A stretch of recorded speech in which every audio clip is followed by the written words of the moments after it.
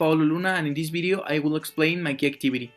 First, the introduction. The experiment consists of the sum of vectors. What I want to check is the sum of vectors in real life, and if it will be true that if the vector data is in polar or rectangular form, they will give me the same results.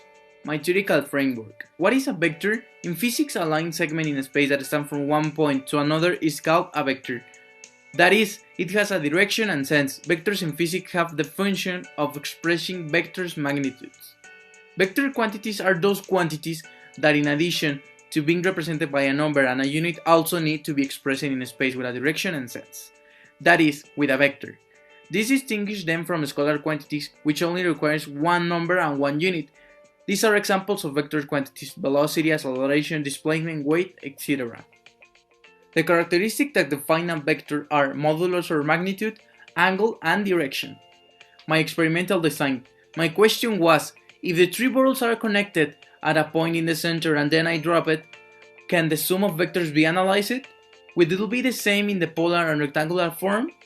My hypothesis was, the sum could be analyzed because when I drop the center of the bottle, the vectors will go where there is more force, and also I will obtain the same result in the polar and rectangular form. My dependent variable was the sum of vectors, my independent variable was the angles and magnitudes of the ropes with the bottles, and my manipulable variable was the weight and angle of the objects. And in the experimentation is a brief explanation of how the experiment was made. The material that I used was 3 bottles filled with water of different millimeters. These will be our vectors, 3 ropes of 50 centimeters each one. These ropes will be attached to the bottles, also will be attached in a hoop, a sheet of paper with a Cartesian plane in the center, a ruler and a protractor that we will use to take the measurements, and a table where you can put the sheet of paper and the tied bottles. And the studied variables will be the module or the magnitude that refers to the length or amplitude of the vector, the direction of the angle, it refers to the inclination that the vector has, and the sum of vectors, that is the resultant force of the vectors. Here in results, first I'm going to explain all the data that I got and the way that I did, so you can understand better the results. The first thing that I did was check the weights of the bottle, so to avoid any mistakes, I will take as results what physics says. So you need to know that the density of water is about 1 kg per liter. This means that the mass of water is 1 kg for every liter of water. Here you can see the data that I obtained. What I did next was cut the ropes of 50 cm each one and attach them to the bottles. All the ropes were connected together, and then on a sheet of paper I draw a Cartesian plane in the center of the paper and place the center of the ropes in the center of the Cartesian plane. Then, with my ruler, I draw the ropes as exact as possible in the paper, and then I use my protractor to get the angle of each rope. Here you can see the angles that I obtained. Then, what I did was multiply by 9.81 the kilograms of the bottles to convert it to newtons. Here also you can see what I obtained. Well, here is the results too, and the final step, which is the most important. What I did next was to multiply by cosine and sine to obtain the forces in x and y, obviously with the respective angles.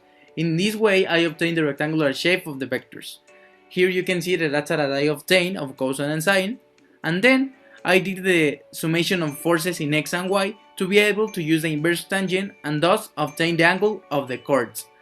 Here also is the data that I obtained. This is the most important step because here I check if the experiment worked. What I did was make a graph, and with my protractor I took the angle that the inverse tangent gave me. So I looked in the graph and it gave me a direction in quadrant 1. So if we remember, when we realized the 3 string at the same time, the bottle went in the same direction that I obtained, thus verifying that the sum I made was correct and that in real life the vector exists. So my experiment did work and my hypothesis was correct. Additional results. In this part, what I did was check if the same result in polar or rectangular form will give me the same results, which was true. I get the same results. If you want to see more detailed video of the experiment, here I'll leave a video of my experiment. You can pause the video and check the link. As conclusion, we can say that the experiment does work. We could also see that the vectors can be represented in polar or rectangular form, and the same results will be obtained when we sum them. With this experiment also we were able to observe the sum of vectors in real life. I think it's not a difficult experiment and we can all do it at home. Physics is everywhere in our lives, even when an object falls, so it is important to have a little knowledge of this. I think this experiment doesn't have any improvement. Everything worked very well, nor was there any limitation at the time of doing. Everything becomes easy if you have a knowledge of vectors.